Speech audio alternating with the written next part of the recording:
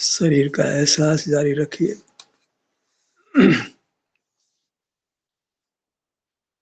आगम और उपदेशों में प्रयुक्त शब्दों को शब्दार्थों में नहीं, बाह्य अर्थों में नहीं, बल्कि स्व अनुभव के अनुकूल आभ्यंतर दृष्टि से ग्रहण करना चाहिए। शब्द म्लेच्छ नहीं होना है, अपना प्रयोजन ख्याल में रखना है कि हमको अपना अनुभव करना है, कोई जगत को जानना नहीं है। हमें तो अपना सुख चाहिए, जो अपने में है उसको पाना है। तो आगम में और ये गुरु के उपदेश में अनेक शब्द काम आते हैं, तो वहाँ हमको अपना आशय ख्याल रखना चाहिए कि हमारी दृष्टि आभ्यंतर में हो। आत्मा शब्द का अर्थ आगम या उपदेश में जहाँ जहाँ आत्मा शब्द आया है, वहाँ उसे किसी कल्पित सत्ता के रूप में नहीं, कोई आत्मा है, कल्पना है, बस ऐसा नहीं लेना, बल्कि आभ्यंतर अमूर्त शरीर जो अपना अस्तित्व है के रूप में लेना चाहिए। जहाँ जहाँ आत्मा शब्द आया ना, तो कुछ समझ नहीं आता ये आत्मा क्या है। याद आता है कि ज्ञान होता है ना, ज्ञान करता है वो आत्मा है, पर सत्ता की अर्थ ख्याल में नहीं आ रही है। ज्ञान तो कोई सत्ता नहीं है। आत्मा शब्द का आशय कैसे समझ आएगा कि उसको आभ्यंतर अमूर्त शरीर जो अपना अस्तित्व है, अपना स्वरूप है, इस रूप में लेना। आत्मा माने अपना आभ्यंतर अमूर्त शरीर।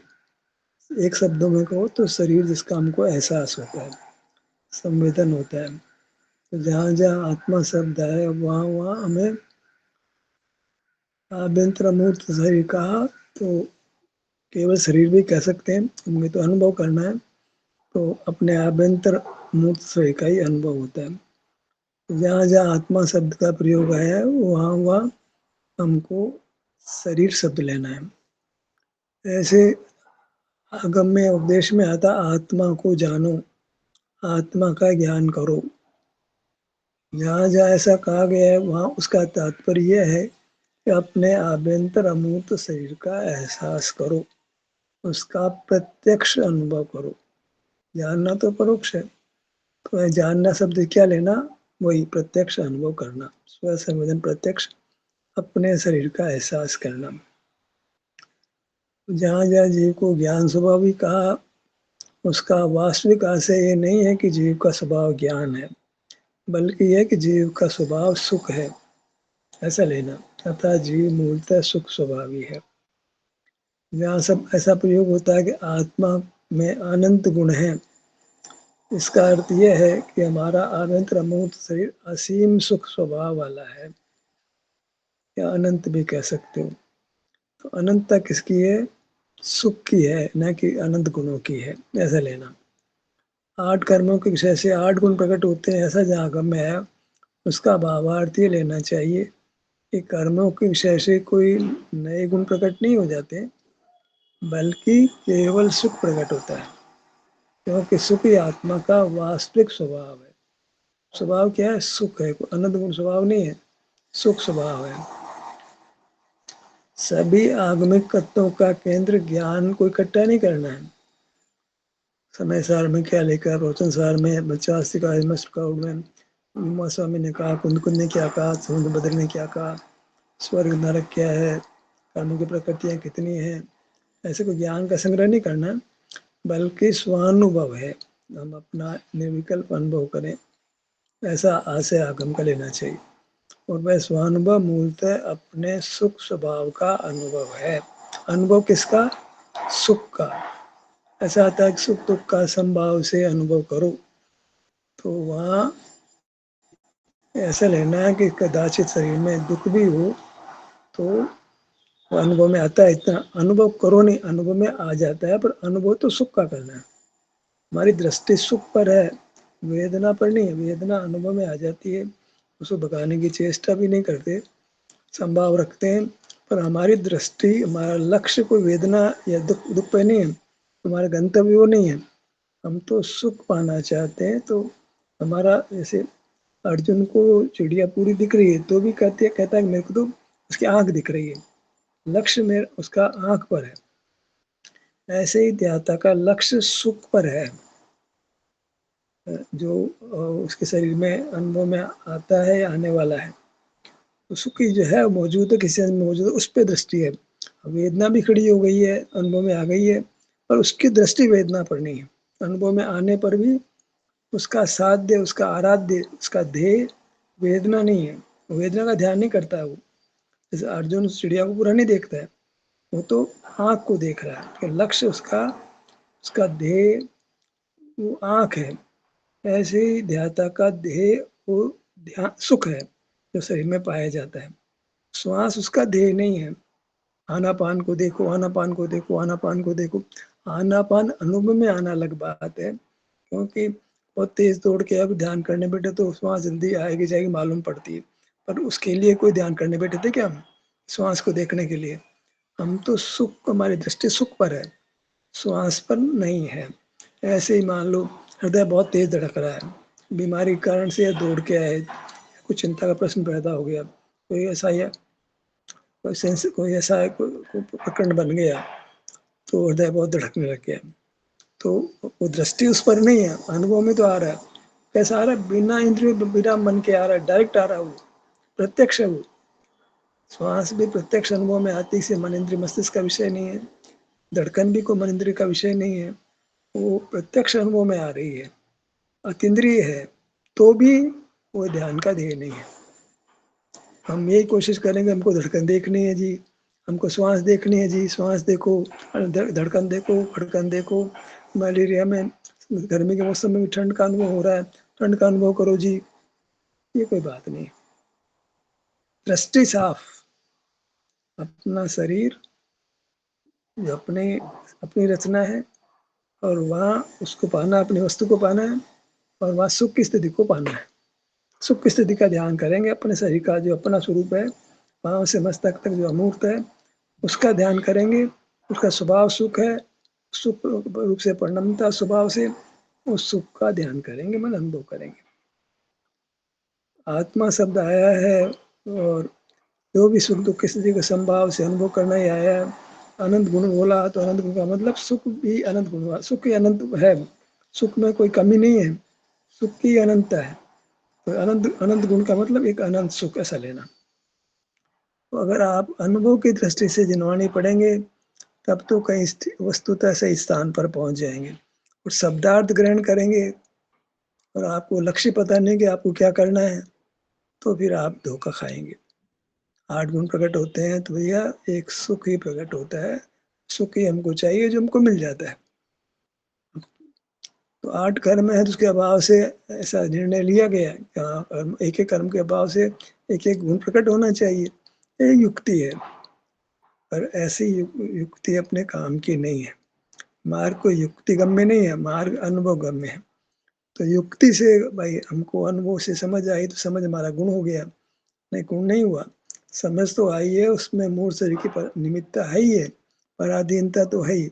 अगर ज्ञानावरण कर्म का मतलब अगर मान लो शरीर आपका निर्दोष नहीं है, आपको ऐसी उत्तम शरीर नहीं मिला है कि इसमें अच्छी इंद्रियां हो, मन मस्तिष्क हो, तो आपको कुछ समझ नहीं आता है।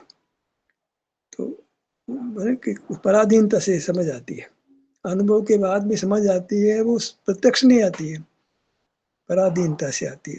जो पराधीनता से आती है वो हमारा स्वभाव नहीं। मूल पदार्थों को जानना तो स्वभाव नहीं, जो समझ पैदा होती है वो भी हमारा स्वभाव नहीं। जैसे आप समझ के समय तो मूर्त पदार्थों का लक्ष्य नहीं था, अनुभव छूट के आया है, तो लक्ष्य तो मूर्त पदार्थों का नहीं था, तो इसको तो अतीन्द्रिय बोलो। अब मूर्त पदार्थों का लक्ष्य हो या नहीं हो, जो समझ है वह परोक्ष है, परोक्ष होना ही उसकी पराधीनता है। लक्ष्य है नहीं का सवाल नहीं है। आपको वह जो परिणाम पैदा हो रहा है वह स्वाधीनता से पैदा नहीं हो रहा, उसमें कोई आपका इंद्रियों का, मन का, मस्तिष्क का, इंद्रियों का तो काम नहीं है, लेकिन मस्तिष्क का काम हो रहा मान लो, तो मस्तिष्क का काम है, वो मस्तिष्क का वो पुद्गल का बना हुआ है, उसके निमित्त से आपको समझ आ रही है, अन्यथा नहीं आती। अब भैंस की आगे कितनी बीन बजाओ, वो समझ नहीं आती उसको। ऐसे ही छोटे बालक को, 1 साल के बच्चे को आप, कई लोगों को होता है बच्चे को उपदेश देने लग जाते हैं, बेटे बेटे क्या छोटे बच्चे को उपदेश देने लग जाते हैं। अब बच्चा समझता ही नहीं, क्यों अपना समय खराब करते हो, बच्चा तो मुँह आगे फाड़-फाड़ के देखेगा, तो वो नासमझी की बात है। उपदेश को देखो पात्र भी है कि नहीं उपदेश का। हमारे क्या है कि जो कुछ मिल गया उसको उपदेश देना शुरू कर देते हैं। उसको सुख चाहिए कि नहीं चाहिए, मार्ग चाहिए नहीं चाहिए, आप बताना शुरू करते हो। थोड़ा तो विवेक रखो। ऐसा थोड़ी होता है कि प्यास नहीं लगी तो भी आप पानी पिलाना शुरू कर दो। उससे क्या फ़ायदा होगा? ज़बरदस्त दूध को बच्चे को भूख तो नहीं लगी, आप उसको ज़बरदस्त दूध पिलाया जाए, उल्टी कर देगा वो। तो विवेक हर जगह चाहिए, तो जिनवाणी के पढ़ने सुनने में भी हमको बराबर विवेक चाहिए। बिना विवेक के जिनवाणी पढ़ना आत्मघाती हो जाएगा।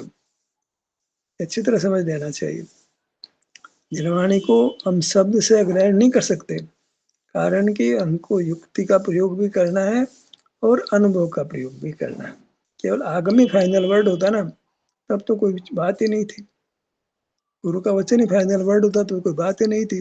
पर आगम और गुरु का वचन फाइनल वर्ड नहीं है। वो उसके आगे 2 और स्टेप लेने होते हैं।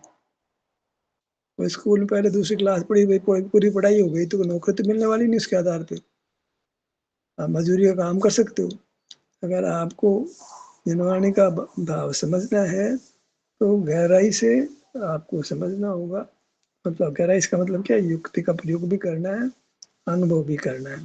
तब कुछ आपको आत्म कल्याण के पथ पर आप होंगे। केवल कुछ कदम उठा लेना, पूरा काम नहीं करना, आधे काम तो तकलीफ ही देता है। आधी गगरी छलकत जाए, अधूरा कचरा ज्ञान या तो करो ही मत, करो तो पूरा करो उसको, फिर किसी निर्णय तक पहुंचो। सीधा शरीर का एहसास होता हो, कोई जरूरत ही नहीं स्वर्ग नरक का क्या मतलब होता है, आठ कर्म क्या होता है, द्रव्य उत्पाद व द्रव्य क्या होता है, कुछ जरूरत नहीं है। आपको आप अनुभव की स्थिति में पहुंच गए, अनुभव करिए और क्रमशः करके आप परमात्मा हो जाएंगे। तो हर जगह प्रयोजन नहीं भूलना चाहिए। हमारा काम हम अनुभव कर पा रहे हैं, किसी देशना की जरूरत भी नहीं है, शास्त्र पढ़ने की जरूरत भी नहीं है, बाह्य क्रियाकांड करने की जरूरत भी नहीं है, तो आप अनुभव कर पा रहे हैं तो आपको निश्चित मोक्ष होगा, क्योंकि अनुभव से कर्म का क्षय होता है। ये अनुभव से छूट जाते हैं, फिर क्या करना क्या नहीं करना, फिर जर्नानियों काम आएगा कि नहीं आएगा, फिर ये बात हम अनुभव को कमजोर साबित कर रहे हैं। अनुभव स्वयं चरणानियों को आपके जीवन में प्रकट करता है। जो अनुभव मोक्ष देता है वो चरणानियों का ज्ञान नहीं देगा, देगा अवश्य देगा। इतना है कि अनुभव की प्राथमिक शर्त होती है। जो आदमी शराब भी नशे में धुत पड़ा है, उसको क्या स्वयं से भी समझ नहीं आएगी, उपदेश से भी समझ नहीं आएगी। जो बिल्कुल शब्द व्यसन में आखंड डूबा है, तो उसके लिए मैं नहीं कह सकते कि भाई तुम तो अनुभव करो। वो अनुभव उसको ग्रहण करेगा ही नहीं। तो उसको उन सब व्यसनों का त्याग तो जरूरी है। सब व्यसन में जीने वाला जीव शरीर के एहसास करने की सोच भी नहीं सकता है, शरीर का एहसास करने का उपदेश भी समझ नहीं सकता, ग्रहण नहीं कर सकता है वो। तो इतनी सी शर्त है, स्थूल कुशील नहीं होना चाहिए। सप्त व्यसन का त्याग ही एक आवश्यक त्याग है। हालांकि सप्त व्यसन करने वाला अंजन चोर है, जो राजा का बेटा राजकुमार है, वो जो है परेशान होकर के मृत्यु सामने देख करके गुरु की सन्निधि में चला जाता है। गुरु की सन्निधि में चला जाता है तो गुरु का उपदेश जब ग्रहण करता है तो सप्तव्यसन के अभिप्राय को छोड़ देता है। तो भयभीत है, सप्तव्यसन सेवन करने का परिणाम है ही नहीं, तो उसमें दुखों से मुक्त होना चाहता है। तो बड़ी उत्कंठा से गुरु का उपदेश सुनता है, मुझे बचाओ, मुझे मार्ग बताओ, बहुत मृत्यु सामने खड़ी है मेरे। तो वहाँ फिर सप्तव्यसन का त्याग उसको हो ही गया है। आप ये सोचे कि सप्तव्यसन सेवन करते करते ही वो देशना ग्रहण कर लेगा, कदापि नहीं ग्रहण करेगा। ना तो उसको भीतर से देशना आएगी, ना बाहर के देशना को ग्रहण कर पाएगा। चिनागम में असंयमी को भी मोक्ष मार्ग होता है। इसका मतलब ये नहीं कि असंयम सप्तव्यसन के स्तर पर हो। जहाँ जीव विषय में एकदम एकजुट हो गया विषय सेवन में, तो वहाँ तो उसको अवसर नहीं है। थोड़ा सा विषय सेवन का परिणाम मर्यादा में आया हो, मतलब मन तीव्र नहीं हो, तो वह जीव उपदेश ग्रहण करने के योग्य होता है। हर एक व्यक्ति उपदेश ग्रहण करने के योग्य भी नहीं है और स्वयं से उपदेश निकालने के योग्य भी नहीं है। स्वयं जिसको बहुत कमाने की इच्छा है, तो कब एकांत स्थान में बैठ करके मुझे संतुष्ट होता है कि मैं तो ठीक हूँ, मेरे को अच्छा लग रहा है, मेरे शरीर में कोई तकलीफ ही नहीं है, मैं आरंभ परिग्रह क्यों करूँ। ऐसा कोई भी जीवों को, खासकर जो एक गांव ग्राम के माहौल में रहते हैं, जहाँ भोग सामग्री नहीं है, वो कहते हैं गर्मी बहुत है, मैं तो पीपल के पेड़ के नीचे बैठा हूँ, मुझे तो ठंडी ठंडी हवा लग रही है, मुझे शांति मिल रही है, नींद भी अच्छी आ जाती है, 2 समय का मुझे खाना मिल जाता है, मुझे कुछ काम दंत बंद नहीं करना। तो वो कदाचित ऐसे मंद कषाय वाला जीव गर्मी के मौसम में पेड़ की छाया के नीचे बैठा हो, ठंडी हवा आ रही, उसको अच्छा लग रहा हो, तो वह कदाचित शरीर में अच्छा अनुभव कर निरंतर से कुछ समय कर लेता है, तो वह मार्ग स्वयं निसर्ग से भी समझ जाता है। कौन जीव जो तीव्र कषाय में नहीं खड़ा है, वो निसर्ग से मोक्ष मार्ग प्रकट करने के योग्य होता है। आज का बालक जो पढ़ने लिखने में, माँ बाप उसको पढ़ने लिखने में को मतलब डाल दिया भयंकर रूप से, स्कूल में बहुत क्लास अगर किताबें बहुत सारी है, फिर ट्यूशन और भेज देते हैं, और रात दिन उसको वॉच करते हैं, क्या काम किया क्या नहीं किया, कितना पढ़ा कितना नहीं पढ़ा, रात दिन उसके सीने पे खड़े रहते हैं। आप सोचते हैं वो बालक मोक्ष मार्ग का उपदेश ग्रहण करेगा? वो अपने से निकाल लेगा मोक्ष मार्ग, या उपदेश को भी ग्रहण कर लेगा? नहीं करेगा। माँ बाप को चिंता पड़ी है कि बढ़ेगा लिखेगा, कमाएगा, अच्छा कमाएगा, अच्छा, तो उसके तो माथे पर माँ बाप का भार पड़ा है बहुत जबरदस्त। माँ बाप को आदर भी देता है, माँ बाप की भावना को कायम भी रखना चाहता है, तो वह पढ़ता है, पूरी ताकत से पढ़ता है, खेलना कूदना भी छोड़ देता है। मुझे तो आईएएस बनना है, जो आईपीएस बनना है, आईआरएस बनना है, तो रात दिन पढ़ता है। अब उसको कहाँ तो पढ़ने की तीव्र भावना तो बहुत तीव्र कषाय है, तो उसको कहाँ शरीर का एहसास कैसा हो रहा है उसकी खबर ही कहाँ। वो तो खाना भी बड़े जल्दी जल्दी में, खाया तो खाया, नहीं खाया तो नहीं खाया, उसको तो रात दिन किताब दिखती है। ऐसा बालक को मुक्ति का पाठ स्वयं से प्रकट कर लेगा या उपदेश ग्रहण कर लेगा, संभव ही नहीं। और फिर भी कदाचित उसको धर्म के देश न दें किसी को, धर्म के देश न ग्रहण करने आए, लेकिन उसके अभिप्राय में पड़ा है कि मेरे को डिग्री मिल जाएगी, उससे मेरे को नौकरी मिल जाएगी, तो फिर वो दिनवाणी को सुनता भी है, तो अभिप्राय में उसको कोई आत्म कल्याण नहीं है, तो सुनने में उसको परीक्षा पास करने जितना ही लक्ष्य रहता है, इससे अधिक लक्ष्य नहीं रहता है।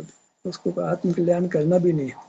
माँ बाप ने धकेल दिया है, गरीब बच्चा है, पढ़ लेगा तो कमा खा लेगा, तो अपने पास पढ़ाने को पैसा नहीं है, चलो जैन विद्यालय में, वहाँ खाने पीने पैसे सब फ्री में है, तो फ्री में है तो पढ़ लेगा तो काम करके काम काज भी कर लेगा, नौकरी भी कर लेगा, पेट भर लेगा।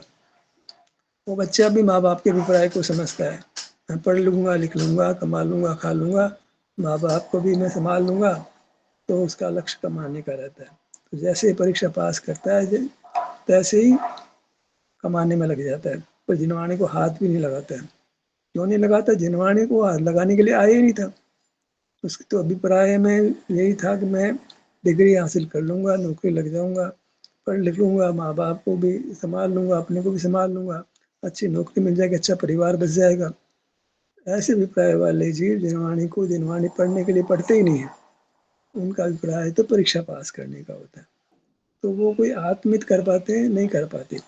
जैसे किसी जानवर को बाड़े से निकाल दिया तो भागता है वो, फिर बाड़े की तरफ देखता भी नहीं है। ऐसे ही जिसको आजीविका के लिए जिनवानी पढ़ने के लिए भेजा गया है, तो वो जैसे ही पढ़ाई पूरी होती है ऐसा दूर भागता है जैसे उसने कभी जिनवानी पढ़ी नहीं थी। तो आज से ही आजीविका लक्ष्य आजीविका का था। ऐसे ध्यान में लक्ष्य है कि मुझे श्वास देखनी है, आनापान देखना है, मुझे तो हृदय में धड़कन देखनी है, मुझे तो श्वास लेनी है, रोकनी है, छोड़नी है, मुझे तो वेदना भी सूक्ष्म भाव से अनुभव करना है। उसका आशा ही नहीं है भैया, सुख चाहता हूँ, सुख की स्थिति मुझे सुख का अनुभव करना है, उससे मेरा सुख पूर्ण होगा। मेरा सुख का अनुभव करना मेरा स्वभाव, तो मुझे सुख का ही अनुभव करना है। ये बीच में कंकर पत्थर आ जाते हैं, मैंने वेदना आ जाती है, श्वास आ जाती है, धड़कन आ जाती है, उसका ध्यान का देह थोड़ी है। आ जाती है अनुभव में, सीधे प्रत्यक्ष आ जाती है। इसका मतलब नहीं है कि वो उसका ध्येय बन गया। तो श्वास को ध्येय बनाया जाता है, विचारों को ध्येय बनाया जाता है, धड़कन फड़कन को ध्येय बनाया जाता है। वो पता नहीं क्या क्या होता है, उनको पता ही नहीं कहीं पहुंचना कहाँ है। तो सीधे पहुंच सकते हो आप। एक सुख की स्थिति भी आप में के पास है, एक वेदना की स्थिति भी आपके पास है, धड़कन फड़कन भी है, श्वास भी है, और एक शरीर में अच्छा एहसास भी है। आपके कई भागों में वेदना नहीं है, वो सुख की स्थिति है। आपका लक्ष्य उधर कहीं है। आपको तो अंतर में विचरण ही करना है, एक-एक स्थान पर जाना ही है, एक-एक स्थान पर जाना है। हर अंग को सँभालना है, हर अंग में संवेदना देखनी है। सुख की या दुःख की उसमें राग द्वेष नहीं करना है। पता ही नहीं तुम कहाँ क्या कहाँ पहुँचना चाहते हो। तुम्हारा दृष्टि साफ नहीं है। तुम्हें सुख का अनुभव करना है, सुख चाहते हो, सुख का अनुभव से सुख मिलेगा, काम तो करोगे कुछ और, सुख मिल जाएगा। सुख के अनुभव से सुख मिलेगा। मीठी चीज़ खाओ तो मीठा मुँह होगा, नमकीन चीज़ खाओगे, नमक का सेवन करोगे तो मीठा मुँह कैसे हो जाएगा? करेला तो खाओगे, आम का स्वाद लेना चाहते हो, कैसे बनेगा? आप तो धड़कन देख रहे हो, फड़कन देख रहे हो, श्वास देख रहे हो, सुख का स्वाद आएगा। मतलब ये मति विभ्रम है। ध्यान के नाम पर जो अनेक प्रकार के ध्यान कहे जाते हैं, तो हमने कहा भई ये तो कोई ध्यान-व्यान तो नहीं, कोई मार्ग नहीं बनता है। हमें तो अनुभव करना है, सुख का अनुभव करना है, वो हमारा मार्ग है। हमें तो ज्ञान के निरोध से स्वसंवेदन करना है। ध्यान-व्यान नहीं करना हमको तो सुख का अनुभव करना है। ध्यान तो अनेक प्रकार के हो गए, सुख का अनुभव तो एक ही प्रकार का है। जो शरीर में सुख है, वो तो एक ही प्रकार का है, अनेक प्रकार का है ही नहीं।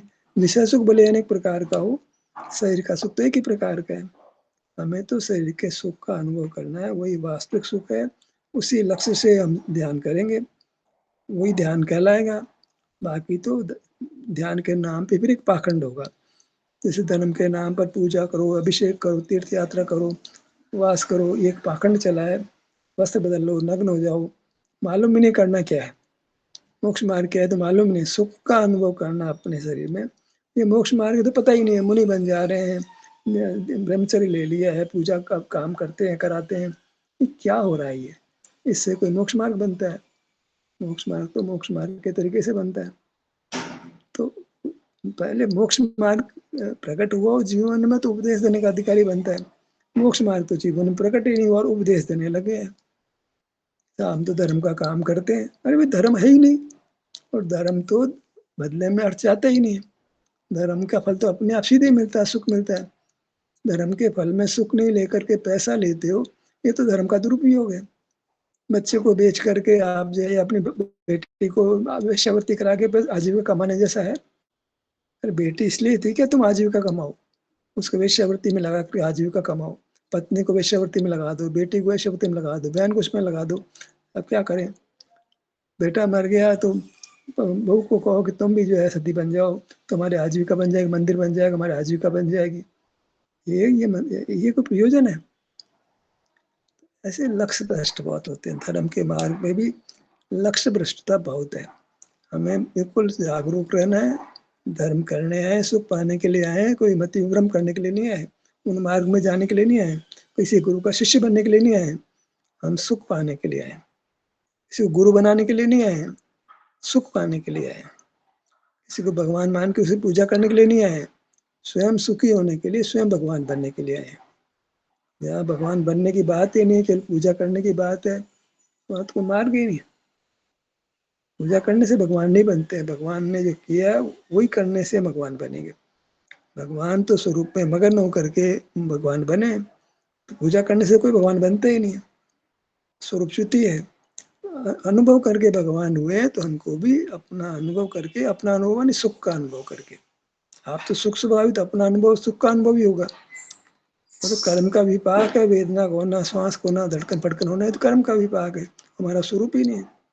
हमारा स्वरूप सुख है। सुख का अनुभव करते हैं, वही ध्यान का स्वरूप बनता है। सुख ही ध्यान का देह बनता है। सुख इसमें है, वस्तु ध्यान का देह बनती है। चाहे इसको ध्यान करने लग जाओ, उस ध्यान को ज्ञान नाम दे दो, ऐसे नहीं बनता है। ज्ञान तो पदार्थों का भी होता है, वो ज्ञान तो पदार्थों का ज्ञान भी उपादेय कोटि में आ जाएगा। ज्ञान स्वभाव होगा तो पदार्थों का जानना भी स्वभाव की कोटि में आ जाएगा। इंद्रिय ज्ञान भी स्वभाव की कोटि में आ जाएगा। राग द्वेष स्वभाव कोटि में आ जाएंगे, बंध भी स्वभाव कोटि में आ जाएगा, संसार स्वभाव कोटि में आ जाएगा। ध्यान करते हैं तो शरीर का ही, शरीर के अंगों पे आते हैं।